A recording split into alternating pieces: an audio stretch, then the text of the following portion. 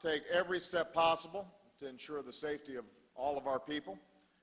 We're going to stand by our neighbors in Colorado during this extraordinarily difficult time. And I had a chance to speak with the mayor of Aurora as well as the governor of Colorado to express, not just on behalf of Michelle and myself, but the entire American family, how heartbroken we are. Now, even as we learn how this happened and who's responsible, we may never understand what leads anybody to terrorize their fellow human beings like this. You know, such violence, such evil is senseless. It's beyond reason. But while we will never know fully what causes somebody to take the life of another, we do know what makes life worth living. The people we lost in Aurora loved, and they were loved. They were mothers and fathers. They were husbands and wives, sisters and brothers, sons and daughters, friends and neighbors. They had hopes for the future, and they had dreams that were not yet fulfilled. And if there's anything to take away from this tragedy, it's the reminder that life is very fragile. Our time here is limited, and it is precious. And what matters at the end of the day is not the small things. It's not the trivial things, which so often consume us and our daily lives.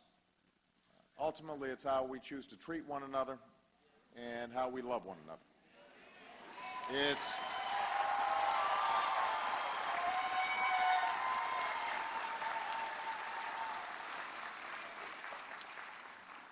what we do on a daily basis to give our lives meaning and to give our lives purpose. That's what matters. You know, at the end of the day, what we'll remember will be those we loved and what we did for others. That's why we're here. I'm sure that many of you who are parents here had the same reaction that I did when I heard this news. My daughters go to the movies. What if Malia and Sasha had been at the theater, as so many of our kids do every day? Michelle and I will be fortunate enough to hug our girls a little tighter tonight, and I'm sure you will do the same with your children. But for those parents who may not be so lucky, we have to embrace them and let them know we will be there for them as a nation. So, again, I'm so grateful that all of you are here. I am so moved by your support, but there are going to be other days for politics.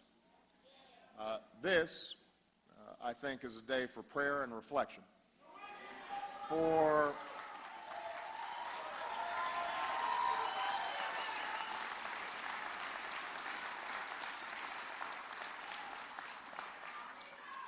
So what I'd ask everybody to do, I'd like us to pause in a moment of silence for the victims of this terrible tragedy, for the people who knew them and loved them, for those who are still struggling to recover, and for all the victims of less publicized acts of violence that plague our communities every single day. So if everybody can just take a moment.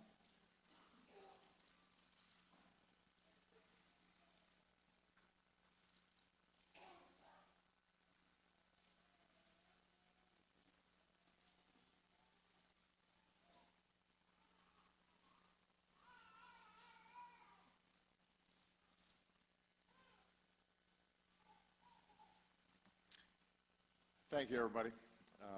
I hope all of you will keep the people of Aurora in your hearts and minds today. May the Lord bring them comfort and healing in hard days to come. I am grateful to all of you, and I hope that as a consequence of today's events, as you leave here, you spend a little time thinking about the incredible blessings that God has given us. And Thank you very much, everybody. God bless you. God bless the United States of America.